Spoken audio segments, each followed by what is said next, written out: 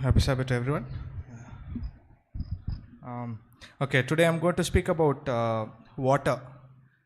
So in my nature talk, I chose water because it is very important, and what I felt about water is we can see in Bible to the scientific ways, the worldly ways, the wars that has been taken place for water. So as we get into water, I would like to share some information about water. So the chemical formula of water is H2O, as it has two hydrogen atoms and one oxygen atom. Uh, the chemical name is dihydrogen oxide. So if you know something about water, it is we think it is not strong or something as such.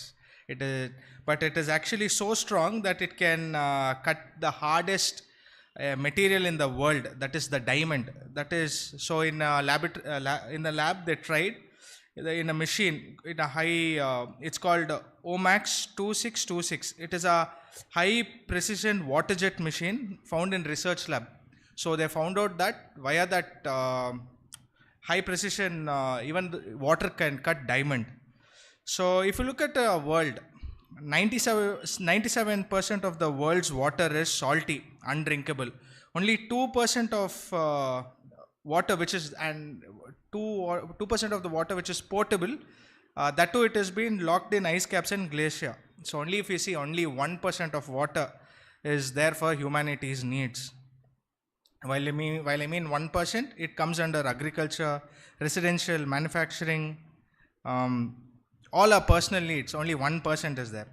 Now, if you look at our human body, 75% of the human brain, it is composed of water.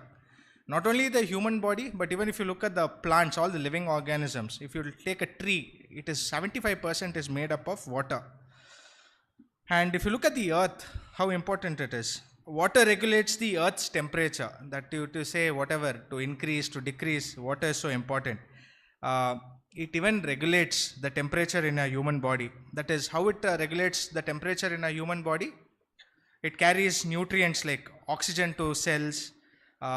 It cushions the joints. It protects our organs and tissues and removes weights. It's very important even to remove the waste from our body. Now, if you look, something very interesting about water is it expands itself up to 9% when it freezes. Now, what's so great about it? The greatest thing is frozen water, that is ice, is lighter than water. That is why the ice floats in water. Though it looks so heavy, it is actually the nature of it is the God's creation is such that it floats on the water. But if you go to pick a huge chunk or a huge piece, it is very heavy. Now, water is deeply interconnected system. What it means by it is, if you pour water in ground, it ends up in water. Whatever you pour in the ground, it ends up in a water. To make more understandable, if you see, that is why Pina is India's largest industrial hub. Why they wanted to move it out from Pina to Davuspet is because it was polluting the groundwater. So water is something that it captures everything. And not only that, whatever you spew into the sky ends up in our water. Now, and if you see, water is such a material or it's so viscous that it dissolves anything better in our planet. Might be to make juice you use water, or for some chemical composition also you use water. Everything you basically use water. Now, very important fact, all these things we need to turn up to the Bible was, and before we can go into the Bible thing, there are multiple battles that have been taken place for water. So water is not only very, very precious, but we can see how people have fought over it for water. Simple example, before we can go to the global effect, we can see that I think Tamil Nadu and Karnataka, they fought over for Kaveri, which everyone might remember. Like that, and on a larger scale, we can see that in Africa there is a lot of drought. So many African countries, they fought over Somalia just for water. So we can see water has even created wars. Now, now coming to Bible, Jeremiah chapter 2:13 and 7:13. the prophet describes, we don't have time, so I'll just read out. I had kept a timer for 5 minutes and it's been exhausted. So we can see that the prophet describes God as the spring of living water. And we can see in John chapter 4 verses 6 to 29 completely, but in specific, John chapter 4 verses 13 and 14, Jesus answered and said unto her, whosoever drinketh of this water shall thirst again. But whosoever drinketh of the water that I shall give him shall never thirst.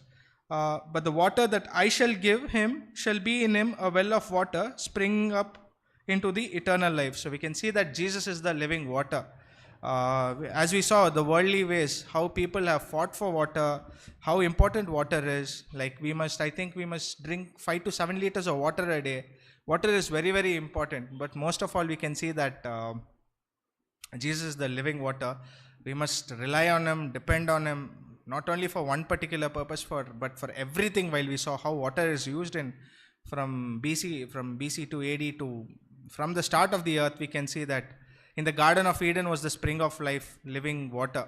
We can see that which Jesus or God, while sin had come, Adam and Eve were cast out from the Garden of Eden. God promises to restore that same river in the New Jerusalem. So this was about the water. Thank you.